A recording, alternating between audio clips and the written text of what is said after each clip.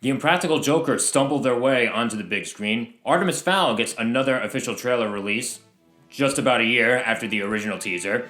And Jordon Alagna stops by to not only talk about the new Candyman reboot, but also to review The Invisible Man with me. I'm Joe Acierno. This is Real Talk.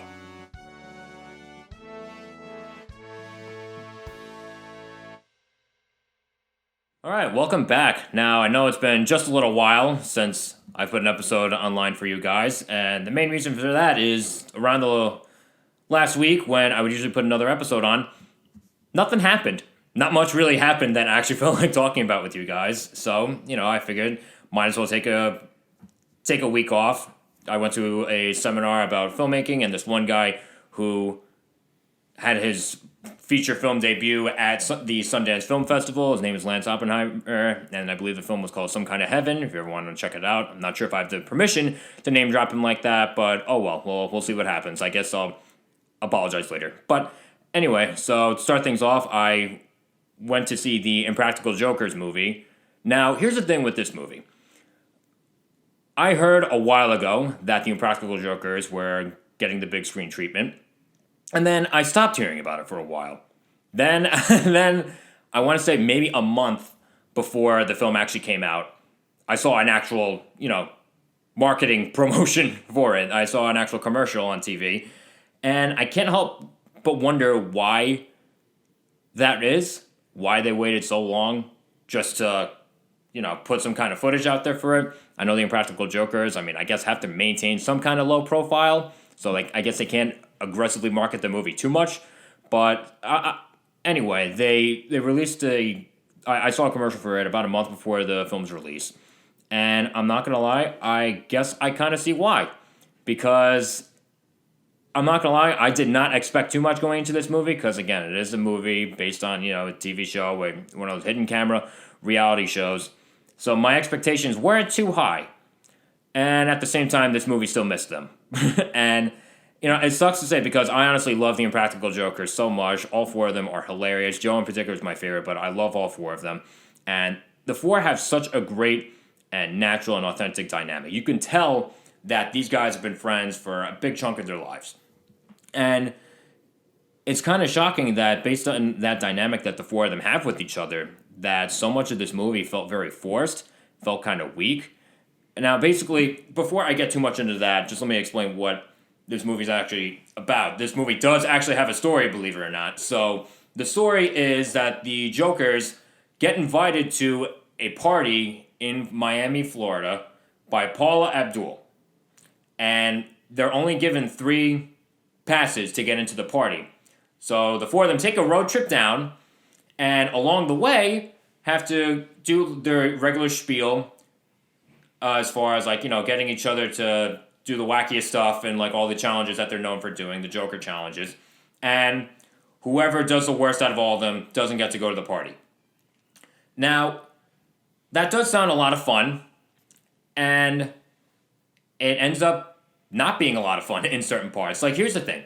When it comes to the Jokers doing their regular thing, doing the jokes, doing the gags, doing the challenges, that's when this movie is at its best. Not surprisingly, at all. And there are a few great bits. This movie definitely has a lot of comic and entertainment value here. But what happens in between each of these gags is where the problem lies with this movie. And it drags this film down a lot. Now, like I said before, a lot of it just felt very forced, just felt very clumsily made. It kind of just felt like they didn't really care whether in terms of actually making the movie, these scenes in between, or actually just writing this out. It honestly just didn't work. It didn't work. And, like I said, I was expecting a bit more, and I just didn't get it. And yeah, it just proves that, all these things in between each of the gags were just there to string along some kind of story, some kind of plot, so that way they can show the gags and the challenges that the Jokers usually do. Now, again, I guess I could have expected something like that, but at the same time, if you're going to put something on the big screen, shouldn't you at least put a little bit more effort into the stuff in between all the, main attractions and whatnot? But maybe that's just me. I remember watching a while ago a documentary on True TV that follows the Jokers, like, finishing up or going on a cross-country comedy tour, and it takes you behind the scenes of, like, the guys just being with each other and, like, going into their backstories and just, like, all the personal connections that these guys have with each other.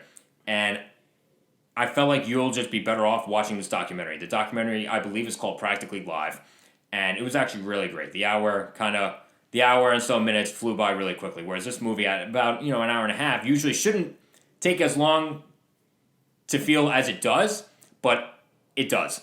It does feel a little bit longer than it should. So, honestly, I think this movie, based on just the amount of effort they actually put into the Impractical Jokers movie, would have just been better off on TV, or how I'm really showing my age and going to, like, a direct-to-VHS home video special. So, honestly, to cap things off, while it's definitely not without its funny gags and entertainment value, the Impractical Jokers movie was not given the storytelling props needed to justify its extension into a cinematic feature release. I'm going to give the Impractical Jokers movie a 60. Yeah, I'd fuck us. Okay. Plot twist. Did I mention that Jordon was also going to talk about Artemis Fowl with us? Well, surprise. So, like I was saying before, Artemis Fowl got another trailer release just about a year after the original, so that's always a good sign, right? Wink, wink, nudge, nudge. So basically what Artemis Fowl follows a young Irish criminal mastermind as he journeys into a fantastical world to search for his missing father and restore his family fortune. Now, I read the Artemis Fowl books, and by books I mean one and maybe two, way back when in grade school. Yeah. And honestly, they were good books. I was not surprised when I found out that they were getting a cinematic adaptation. I am a little concerned with Disney taking the helm and with it having a PG rating, but I think with a lot of the books that I read when I was younger, when I imagined them as film adaptations, for whatever reason, I always imagined a PG-13 rating, but maybe that's just me. Maybe it's just because, like, I always anticipate, like, a more intense and gruesome telling, but, so based on what you never read the books. Not at all. So, you're going into this kind of cold. So just based from a moviegoer perspective alone, what's your thoughts so far on the trailer? Don't hold anything back. If I'm being honest, I didn't understand a single thing about the plot. Everything you just said to me, I did not get from that trailer at all. So that's just me though. And after I watched the trailer, I was like, okay, let's see how the comments are, because this didn't look that interesting to me, and I've never seen so many people rip apart a trailer more than when Sonic came out. Yeah, I was just going to say, there's no way you're ignoring the first Sonic the Hedgehog trailer when you say that. Before. This entire movie it doesn't seem interesting, at least to me anyway, and it just seems more like, okay, here's an old book franchise, we just dusted off the shelves, let's just see if we can make some money off it. Which, yeah, I'm not gonna lie, especially since it's Disney at the helm, that's, for a fact, that's the mentality that they had, especially since the Aladdin live action is getting a sequel. That just shows you where their heads are, as far as like, oh, would this make a good movie? Who gives a shit? Why not? Let's just throw it out there. But again, like, coming from someone who at least read the first book, I do think it has potential to be a good movie, just from the book alone. But from what I saw from this trailer, when it literally just dropped, I'm not gonna lie, I don't know. I really don't know. There's something that strikes me it kind of reminds me of A Wrinkle in Time, when that came out about a year ago. And that was another thing where I got kind of the same vibes. I never got around to actually watching it, but at the same time, it didn't capture my attention enough to want to get around to watching it. But one of the only things I will say that this movie at least has going for it, the cast at least seems pretty decent. Fiona Shaw, or I'm butchering the kid's name, I know it, but anyway, he seems like a good fit for the role, at least just based on looks alone. Colin Farrell's in it, Judi Dench is in it, Josh Gad is in it, so maybe it won't be so bad. You have Kenneth Branagh directing the film, who also did Thor. Oh. So this movie can at least go either way. But what my biggest concern for this film probably has to be from how they seem to characterize Artemis himself. Because for anyone who didn't read the books, Artemis definitely seemed to have like a more malicious side to him. Mm-hmm. Kind of like a more, I'm not going to say devil may care. Maybe anti-hero is the right way. right way to say it, and I just didn't get that vibe from this kid. I don't look at this kid, at least from what we've seen, and just be like, oh, that kid's definitely a criminal mastermind. He seems too nice, at least for the moment. Again, maybe I'm wrong, because this is, these are just trailers. Maybe we just need to give him more of a chance to actually develop himself. Maybe they're just going for a different take with the story. And again, I'm not going to just automatically say that that's the wrong thing to do. I think when you come off reading a book, you do have certain expectations going into a movie. And I think the main character being the way that you expect him to be is kind of a big deal. So this movie is actually coming out May 29th, and yeah, the summer release usually is a good thing, but at the same time, like, how much money is this one actually going to make? It depends on how many kids are dragging their parents.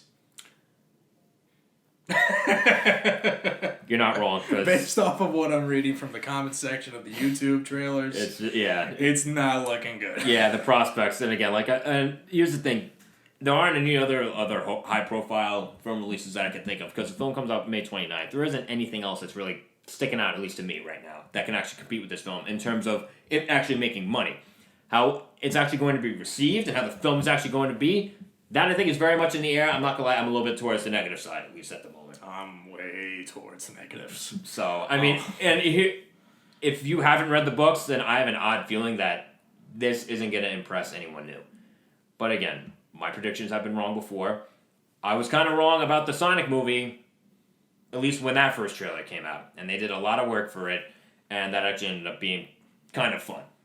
So, you know what, maybe there's still a lot that needs to be shown, at least with Artemis Fowl. Maybe, such as the actual movie itself. So, we'll see what happens as far as that. So, onto a lighter note, or technically not so much of a lighter note if you really think about it. The Candyman trailer was dropped this week. So, you want to field this one? You want to tell us all what it's about exactly? Or it's the return of Candyman. That's honestly all I've gotten from it. This guy, it seems like almost like a rehash of the same plot of the first one, where some reporter comes in and hears about the Candyman legend, is here to investigate it, and then he ends up being haunted by the Candyman himself. Here's the thing. I'm not sure about that. That's the thing. That's what I'm saying. That's what it looks to me, but I don't know if it is. Honestly, here's the thing. I watched the trailer a bit more, and I finally got around to watching the original film, and in that film, you have Virginia Madsen's character, Helen Lyle. She's kind of framed for all the stuff that the Candyman does. Whereas in this one, it actually looks like the main character is kind of like, I don't know if he's like possessed, I don't know if he's like the next heir to be Candyman, because you see him looking in that one shot, you see him looking at himself in the mirror. You see him like mirroring his own reflections, and there's his hand, on our side, and then in the reflection, there's the hook. And it's kind of just like moving along with him, so I'm like, all right, this could be good.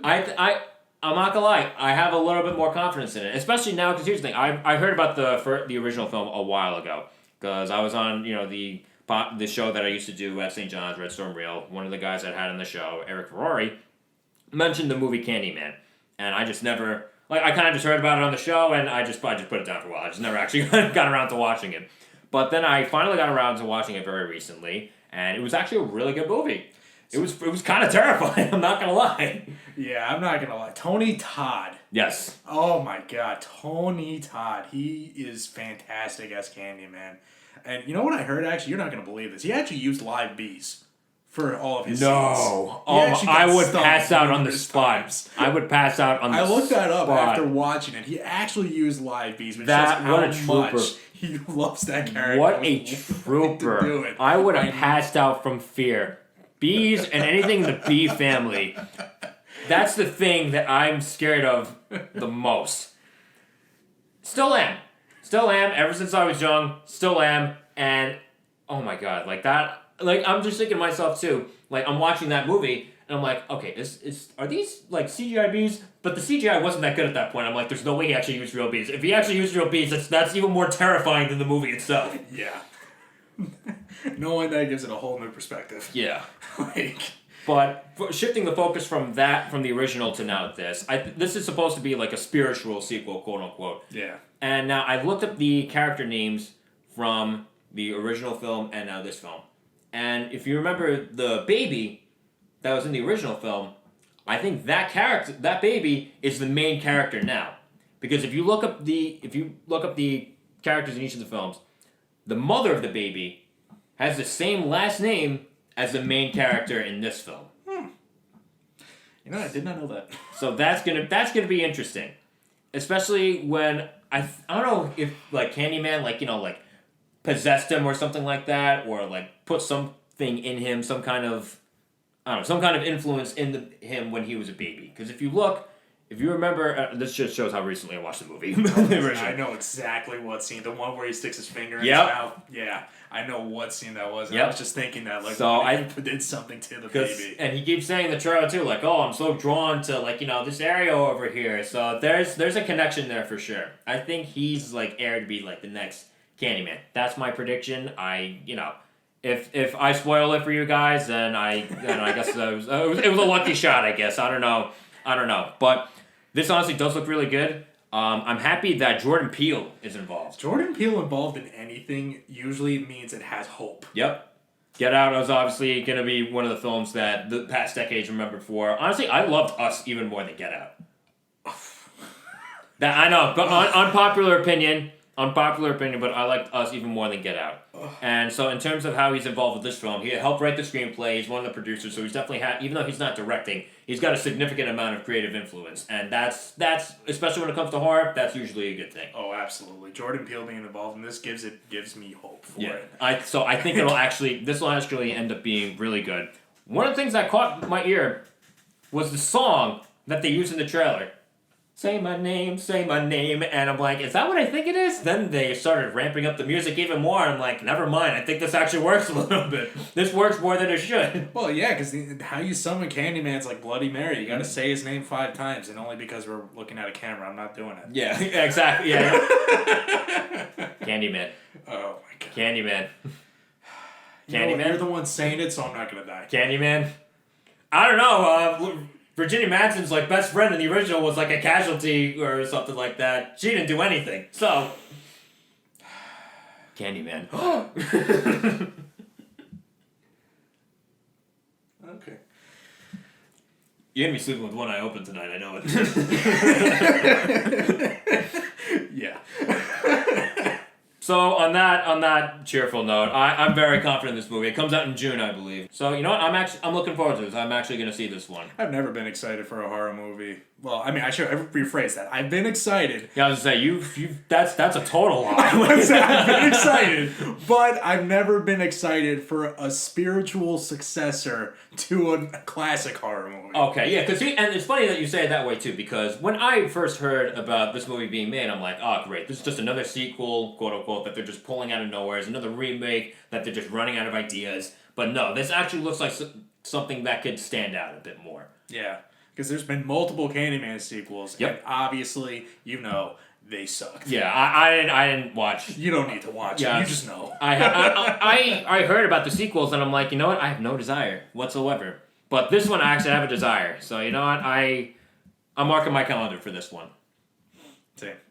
All right, and to cap off the show, we're going to review The Invisible Man. He's joining me for yet another review. Turns out he doesn't just do comic book movies, he also reviews horror movies as well. So what The Invisible Man follows a young woman who is running away from her abusive ex-husband, or ex, were they married? No. Okay, I was gonna say I don't remember a ring on her finger. So it follows this young woman running from her abusive ex. When she later learns that not only has her abusive ex committed suicide, but she's also inherited $5 million from him.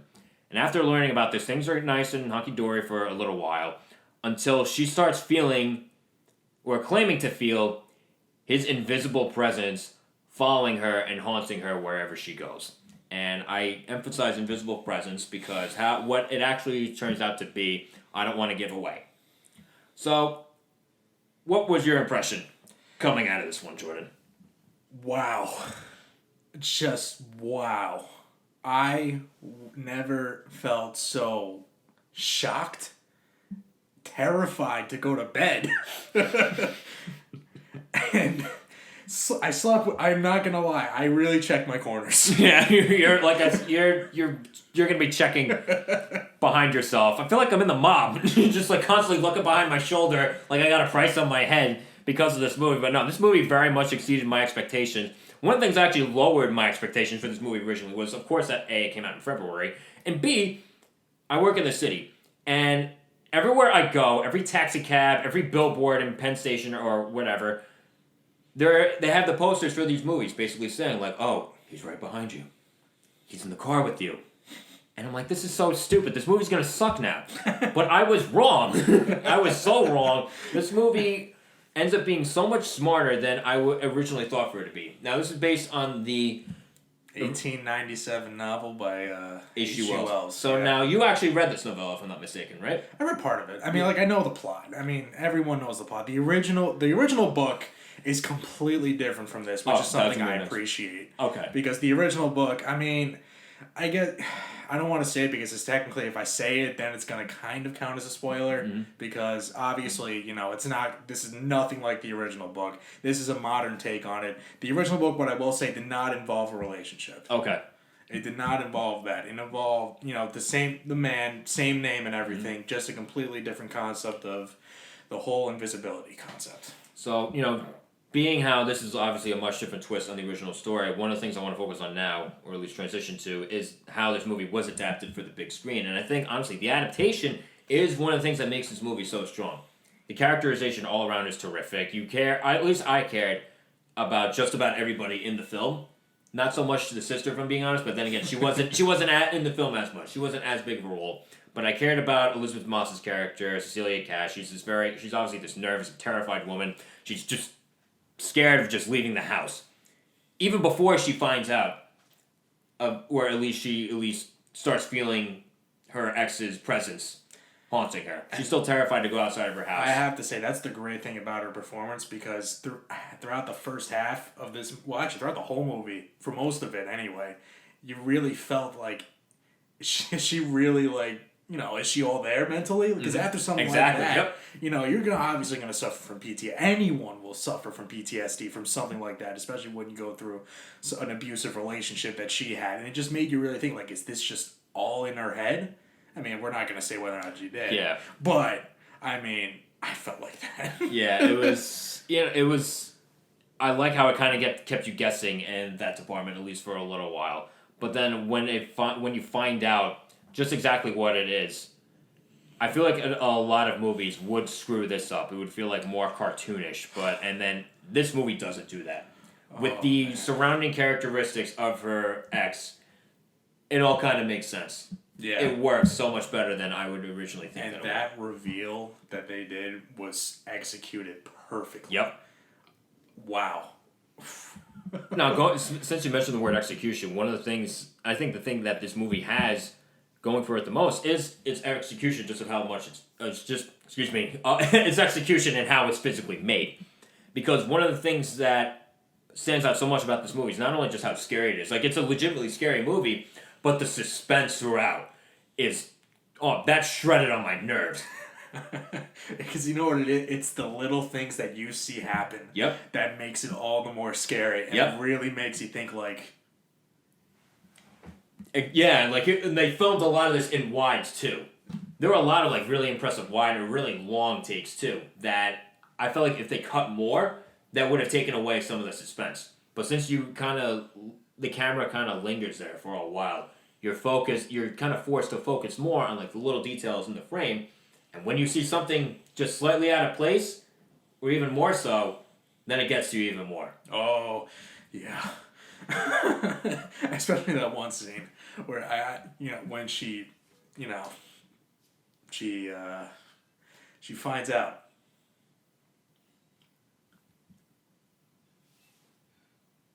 I'm drawing a blank right now.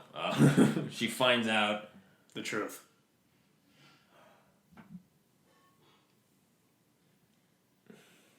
There are a lot of truths. That doesn't narrow it down enough for me. Now that I think about it. Yeah, anyway, let's move on. Yeah, let's move. It was good. It was good. It was good how they did it, but no, it was... One of the things that I will say, too, is that one of the things that was most terrifying about this movie is her ex's presence. And he's not even on screen. And the fact that he's as scary as he is, when we really don't see him, that's pretty impressive.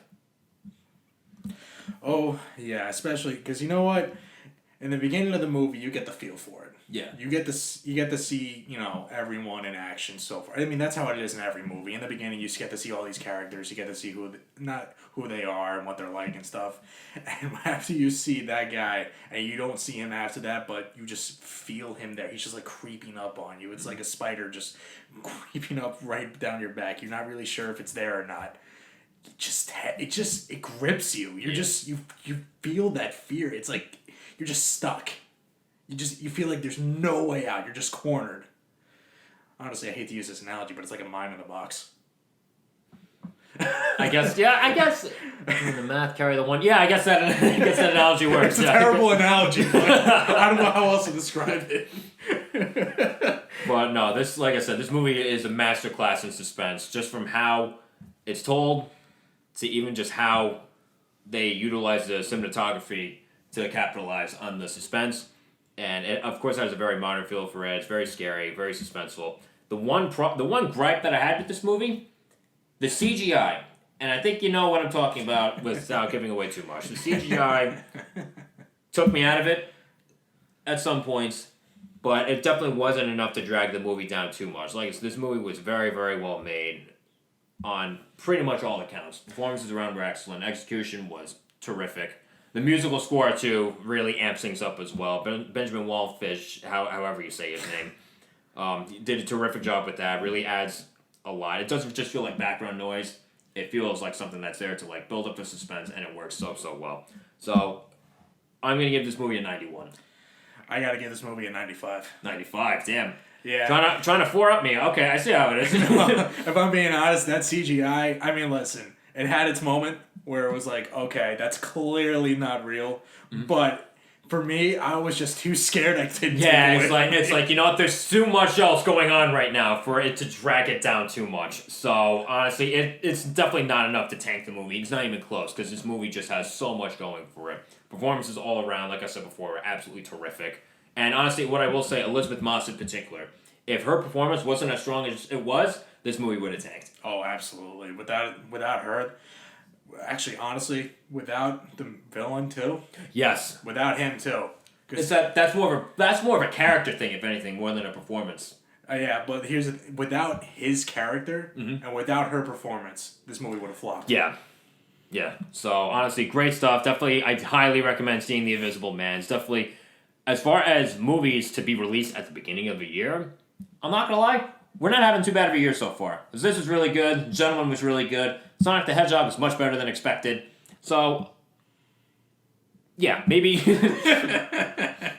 maybe we're coming out of a dry spell when it comes to movies coming out at the beginning of the year. I don't know. I could say that, and then the next movie I see could just be total dog shit. But anyway, Jordan, I'd like to thank you very much for coming on today. Thank you for having me. I appreciate it. Anytime. If it's one thing that I'm realizing more and more is that this is much more fun when I have someone doing certain segments with me. So I appreciate you coming on, taking the time out of your day to do this with me.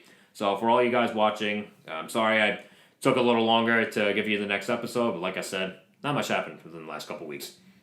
That actually felt like talking about. So continue to like, follow, subscribe on YouTube, search us up on Spotify, and until next time, I'm Joe Acierno. This has been Real Talk.